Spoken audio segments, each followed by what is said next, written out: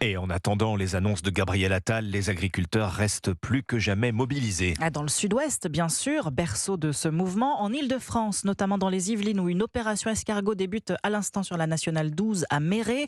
Dans les Bouches-du-Rhône, où l'A54 devrait être entravée. Et puis en Bretagne, où une manifestation est prévue à Rennes, avec le soutien des pêcheurs aujourd'hui. Et puis dans l'Est, cette fois ça y est, depuis hier, la mobilisation a pris de l'ampleur avec le blocage de l'A35 dans les deux sens à la sortie de Strasbourg. Oui, des agriculteurs venus de tout le Bas-Rhin y ont passé la nuit, comme l'a constaté la correspondante d'Europe 1, Mélina Fachin. Mobiliser les agriculteurs alsaciens n'a pas été compliqué, bien au contraire, assure Franck Sander, président de la FDSEA 67. Les problèmes qu'ils affrontent au quotidien sont les mêmes que ceux de leurs collègues partout en France. On perd de la production porcine, de la production de volailles, de fruits et légumes, et on compense tout par des importations avec des normes qu'on n'accepterait jamais en France.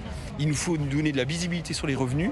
Et tant qu'on n'aura pas les actes aujourd'hui, le mouvement il est tellement engagé qu'on ne s'arrêtera pas. Maël Chal a 20 ans, fils de viticulteur céréalier. Il rêve de reprendre un jour leur exploitation, mais il a parfois des doutes. Ça fait de la peine de travailler pour que l'argent qu'on gagne, il nous sert à peine à payer même pas les charges, rien du tout.